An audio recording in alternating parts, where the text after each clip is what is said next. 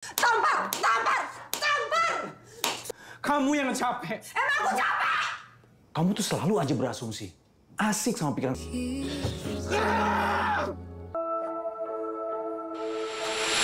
Assalamualaikum, hai teman-teman, bagaimana kabar kalian? Semoga baik ya, dan bahagia sentosa. Nokta Merah Perkawinan menceritakan gonjang-ganjing rumah tangga Gilang dan Ambar. Ini adalah film drama sangat epik dari remake sinetron jadul. Langsung aja ke alur ceritanya.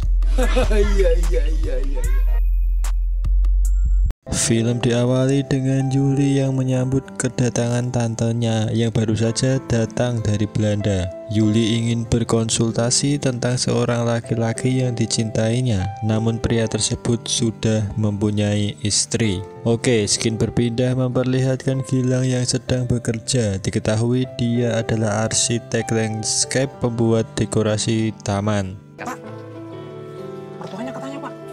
Pernikahan laki-laki yang aku cinta. Sedangkan istrinya, Ambar, membuat kerajinan dari keramik. Mereka telah menikah selama 11 tahun dan dikaruniai 2 orang anak, yaitu Bagas dan Ayu. Tapi rumah tangga mereka selalu dicampuri oleh orang tua masing-masing. Sudah tidak ada lagi keharmonisan sedikit pun di rumah tangga mereka. Iya, aku mau berangkat jemput anak-anak terus langsung ke workshop.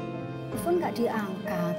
Kamu juga nggak ngangkat. Ambar sendiri membuka kursus untuk membuat keramik dan Yuli adalah salah satu muridnya. Ambar juga mengajari anaknya sambil bekerja. Yuli baru 1 bulan mengikuti kursus lesnya Ambar, tapi dia sudah dekat dengan Ayu.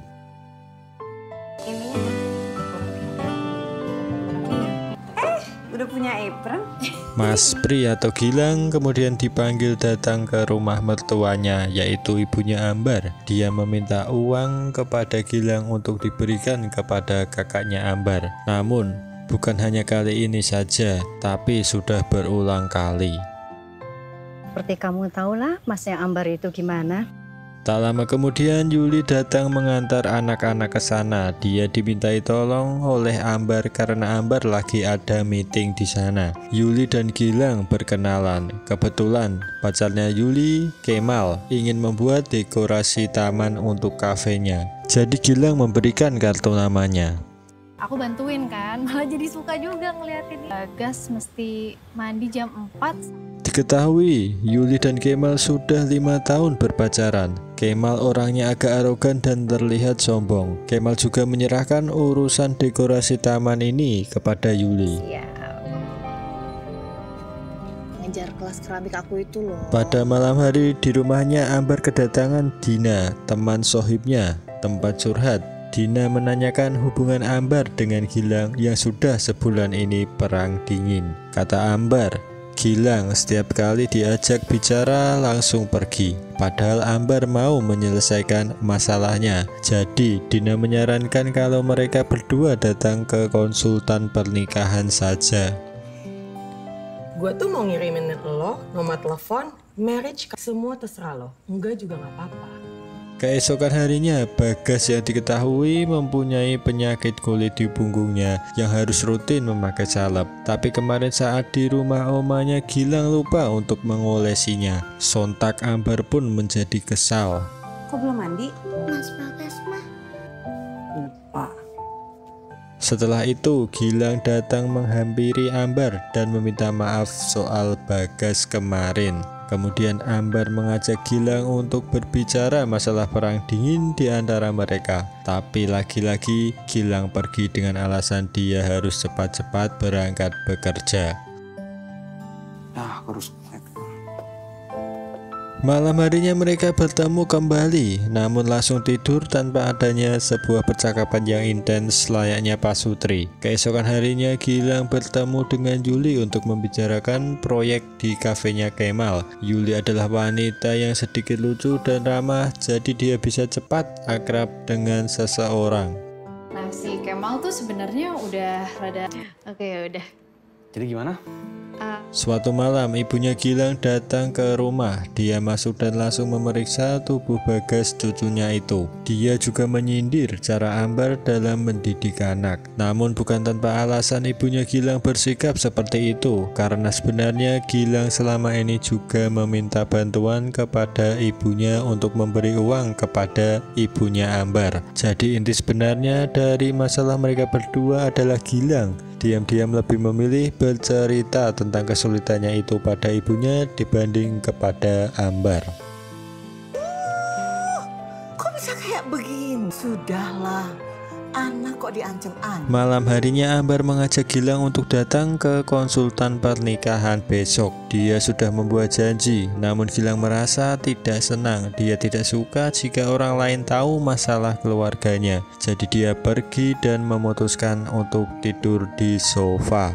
Aku udah kirim alamat penasehat pernikahan. Esok harinya tepat jam 11, Gilang pun datang ke sana. Ternyata konsultan pernikahan mereka adalah tantenya Yuli. Dia bernama Ibu Kartika. Padahal ya si Kartika ini rumah tangganya sendiri pun diketahui sudah bercerai. Siapa yang mau cerita Ambar dulu? yang memulai percakapan itu. Ambar bilang hubungan mereka menjadi buruk semenjak pertengkaran hebat sebulan yang lalu. Hanya satu kalimat yang keluar dari mulut Gilang, yaitu Ambar menjadi gampang marah. Dia sengaja menghindar karena tidak mau istrinya itu bertambah marah. Kemudian Bu Kartika mengorek lebih dalam lagi tentang kejadian sebulan yang lalu. Tapi Gilang memutuskan untuk pergi dari sana. Again, kabur. Kamu lebih milih cerita sama ibu kamu tentang semua masalah kita, Mama. Apa yang membuat kamu merasa kalau kamu...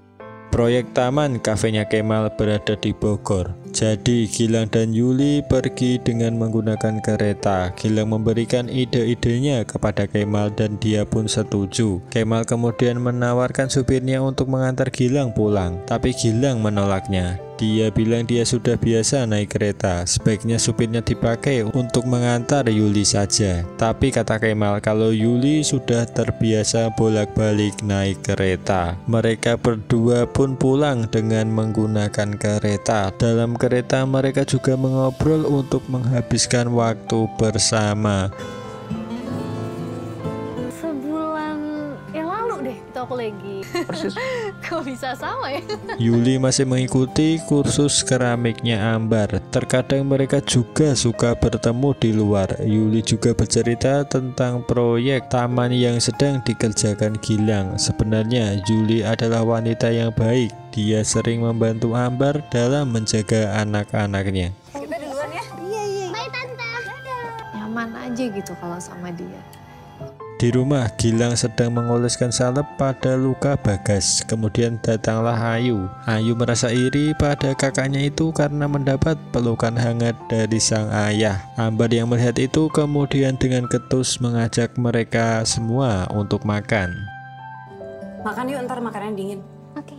Ambar kembali menemui Ibu Kartika. Dia bercerita tentang kejadian sebulan yang lalu. Jadi selama ini ibunya Ambar diam-diam meminta uang pada Gilang untuk kakaknya Ambar. Ibunya minta masalah ini dirahasiakan dari Ambar, karena kalau Ambar mengetahui, Ambar tidak akan memberikan izin. Saat itu Gilang sedang sepi job, jadi dia meminta bantuan keuangan pada ibunya untuk diberikan pada ibu mertuanya. Ambar mengetahui hal itu saat mereka sekeluarga berkunjung ke rumah ibunya Gilang. Di sana ibunya kelepasan berbicara. Ambar bilang selama ini Gilang selalu menutup diri, tidak pernah melibatkan Ambar dalam urusannya, baik dalam urusan keluarga maupun urusan keuangan. Jadi Gilang menanggung bebannya sendiri. Sedangkan sebagai seorang istri, Ambar ingin dilibatkan. Sebulan yang lalu saat mereka bertengkar, Bagas mendengarnya. Karena itulah belakangan ini Bagas menjadi lebih pendiam dan pemurung. Banyak masalah di antara kami yang gak pernah, mama saya gak pernah ngomong sama saya. Karena dia tahu. Saat Yuli bercerita dengan tantenya, dia tidak menyebutkan nama pria itu. Dia malah bilang namanya adalah Jerapah. Jerapah. 2 Hubungan Yuli dan Gilang semakin dekat. Yuli mulai tertawa lepas. Kemal kemudian datang. Dia meminta Gilang untuk mempercepat proyek tamannya. Dia minta diselesaikan dalam waktu 2 minggu. Setelah itu Kemal pun langsung pergi. Bira apa? Nggak tahu. Lah, gimana sih kita? Terus gimana Mas yang kita omongin di WA? Hari itu hujan turun. Gilang beserta timnya masih terus bekerja karena tenggat waktu yang diberikan Kemal. Yuli semakin simpati. Dia datang dengan membawakan secangkir kopi. Saat berada di dekat Yuli, Gilang juga tidak canggung untuk berbicara dengannya. Namun ternyata Kemal melihat semua itu dari dalam. Pas, Mas. Pas? Malam itu mulai terjalin komunikasi antara Ambar dengan Gilang. Gilang berjanji untuk tidak mengulanginya lagi. Tapi ketika Ambar menyinggung soal sikap Gilang, dia kembali merasa disudutkan. Ambar bilang masih ada masalah yang belum selesai di antara mereka. Lagi dan lagi mereka berdua pun bertengkar. Gilang memutuskan untuk pergi tidur di luar, tapi kali ini tidak tidur di sofa, melainkan dia tidur di kantornya. Jadi mau kamu tuh apa? Kamu tuh nggak tahu? Aku salah ngasih uang ke mama. Asik sama pikiran kamu sendiri tentang aku. Sama kayak penasihat pernikahan juga percuma. Kamunya nggak niat. Pagi harinya Gilang pulang ke rumah dan membuatkan sarapan untuk anak-anaknya. Ambar meminta maaf soal semalam, tapi belum selesai dia berbicara, Gilang bilang dia mau mandi dulu. Secara tidak sengaja Ambar melihat pesan yang masuk ke ponsel suaminya. Pesan itu dari Juli. Ambar pun mulai merasa hubungan antara Gilang dan Juli bukan hanya sekedar pekerjaan. Maaf ya semalam. Udah ya, Mbak. Ya Mbak, aku malah senang kok ada temennya. Oke, skin berpindah saat pertandingan sepak bola yang akan diikuti Ayu. Ayu mengajak Yuli untuk datang. Yuli pun datang menghampiri Ambar dan Dina. Kemudian disusul Gilang yang datang terlambat. Tapi Gilang justru lebih memilih duduk di ujung daripada di sebelah istrinya. Mereka berdua juga terlihat asik mengomentari sepak bola yang diikuti oleh Ayu.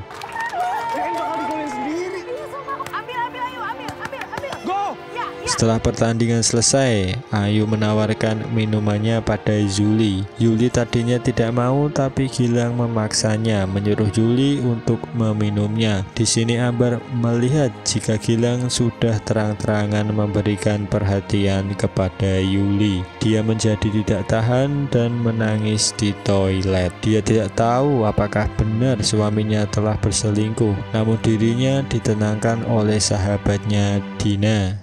Jadi lo curiga si Yuli itu... Ambar kembali, dia berusaha tegar di depan anak-anaknya. Suasana menjadi dingin. Yuli sebenarnya sudah merasa kehadiran dirinya tidak diinginkan lagi. Jadi dia memutuskan untuk pergi. Dia bilang ada janji dengan Kemal. Kayaknya aku pulang duluan aja kali ya. Ya, kok lama banget. Saat Kemal dan Yuli dalam mobil, Gilang menelponnya, tapi Yuli tidak mengangkatnya. Kemal bilang setelah proyek taman selesai, hubungan mereka berdua pun selesai. Kemal juga mengingatkan jika Gilang itu sudah mempunyai istri. Ternyata Gilang masih suka tidur di sofa. Kebetulan saat itu ibunya Ambar datang. Ibunya Ambar diketahui sedang berulang tahun. Setelah itu ibunya Ambar berbicara kepada Gilang. Dia tahu jika menantunya itu ada hubungan dengan Yuli. Di sini Gilang sudah mulai emosi. Kemudian sang oma pun mengantarkan cucu-cucunya ke sekolah. Yang penting kalian bisa menyelesaikannya dengan Setelah itu Ambar datang membuatkan teh untuk suaminya yang akan berangkat bekerja. Gilang kemudian memulai pembicaraan dari mana ibunya Ambar tahu soal hubungan dia dengan Yuli. Sebenarnya Ambar pun tidak tahu menau dari mana ibunya bisa tahu soal hubungan Gilang dan Yuli. Perdebatan di antara mereka pun tidak dapat terhindarkan. Kamu yang capek. Emang aku capek? Kamu paling jago ya kalau ngakimin orang. Kalau emang nggak bener, kenapa kamu harus tahu? Mama tahu. Kamu yang bikin rumah tangga kita hancur. Kamu ngapain? Lari ke perempuan lain. Kamu bilang aku nggak pernah ngapain. Aku tampar kamu. Nggak pernah ngapa-ngapain. Kabur. Selalu menghindar. Tampar. Tampar. Tampar. Aku kamu berusaha memperbaiki semua masalah. Emosi Ambar dan Gilang pun meledak. Ini benar-benar skin yang emosional serta mengandung bawang.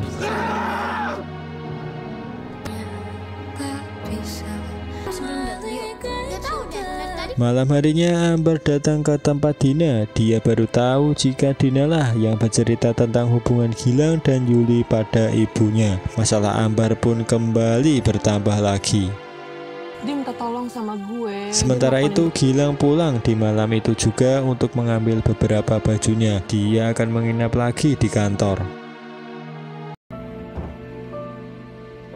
Singkat cerita, proyek Gilang untuk Taman Kemal sudah selesai. Kemal mengundang Gilang untuk datang ke peresmian kafenya. Kemal bilang jika dia dan Yuli kini sudah putus. Tapi Gilang bilang Yuli tidak cerita apa-apa dengannya. Belum. Oh iya, gue tahu apa yang Yuli bicarain sama bokap. Setelah itu mereka berdua pulang bersama dengan mobil Gilang. Di sini terlihat jika Gilang mulai menjaga jarak karena dia tidak mengantar Yuli pulang sampai ke rumahnya. Yuli ikut ke kantor. Dari sana Yuli rencananya akan memesan taksi online. Gilang kemudian menawarkan Yuli untuk menunggu di dalam saja karena hari sudah larut malam. Namun di saat itu Ambar tiba-tiba datang melihat mereka berdua. Ambar pun dengan perasaan hancur berkeping-keping segera pergi, disusul Gilang. Aku langsung pesan ojek ya mas. Ambar! Di rumah, Ambar segera mengajak anak-anaknya untuk tidur bersamanya. Satu kata yang keluar dari mulut Ambar, "Aku mau cerai." Aku bisa jelasin. Aku mau cerai. Gilang kemudian kembali ke kantor. Yuli berkata dia bisa bantu Gilang untuk menjelaskan kesalahpahaman di antara mereka. Gilang kemudian terduduk dan menangis terisak-isak. Dia bilang dirinya tidak mau kehilangan Ambar karena sebenarnya memang hanya Ambarlah yang ada di hati Gilang. Saya nggak mau kehilangan anak-anak. Yuli juga menangis bercerita kepada tantenya. Tantenya bilang Yuli tidaklah jahat, tapi dia hanya jatuh cinta pada orang yang salah. Sakit tapi aku bisa, aku juga.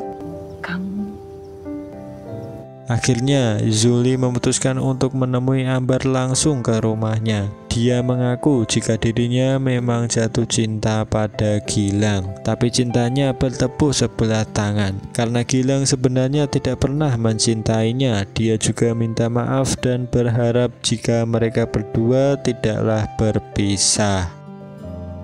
mungkin ada tempat buat aku di hatinya Mas Gilang dan Gilang membaca surat cerai itu dan bergegas pulang untuk bertemu dengan anak-anaknya. Gilang dan Ambar berbicara empat mata. Gilang bilang dia tidak ada hubungan khusus dengan Yuli. Mungkin cara dia salah, tapi sebenarnya dia hanya ingin membuat istri dan anak-anaknya bahagia. Tapi kata Ambar, pernikahan bukan cuma didasarkan atas cinta. Kalau mereka berdua sudah tidak bahagia, lebih baik berpisah saja. Ambar juga bilang saat sidang nanti lebih baik Gilang tidak datang agar lebih cepat selesai. Cuma mau bikin kamu sama anak-anak bahagia. Aku udah gak bisa jadi satu-satunya orang yang peduli. Lebih cepat ini semua selesai. Setelah itu Ambar menjalani hari-harinya tanpa Gilang. Ambar mulai merindukan sosok Gilang. Saat dia datang ke sekolah dipanggil guru karena Bagas berkelahi. Ambar tidaklah marah atas kelakuan anaknya itu. Bagas bilang, kenapa mama bisa maafin aku tapi tidak bisa maafin papa? Aku nggak pulang-pulang sih mas.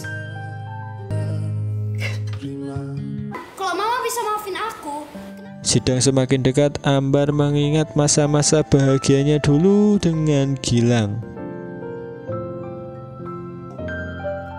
Ambar menjemput kedua anaknya dari sekolah dan pergi ke persidangan. Dina di sana sudah menunggu di luar sidang. Ambar kemudian masuk. Dia tidak menyangka ternyata Gilang sudah berada di sana. Saat hakim akan membaca putusan hasil mediasi, Gilang memohon izin untuk berbicara sekali lagi dengan istrinya itu. Gilang bilang minta maaf selama ini dia baru tersadar jika sumber kebahagiaan dia sebenarnya adalah Ambar dan anak-anaknya. Maaf juga kalau selama ini dia tidak pernah melibatkan Ambar dalam urusan kehidupannya. Ambar juga meminta maaf kepadanya dan mengatakan jika dia terlalu mencintai suaminya itu. Kehangatan yang hilang kini hadir kembali.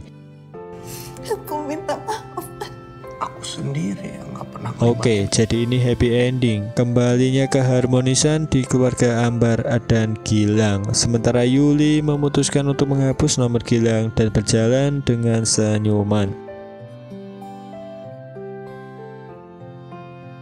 Film ini sangat bagus, juga mengajarkan pentingnya komunikasi dalam sebuah rumah tangga.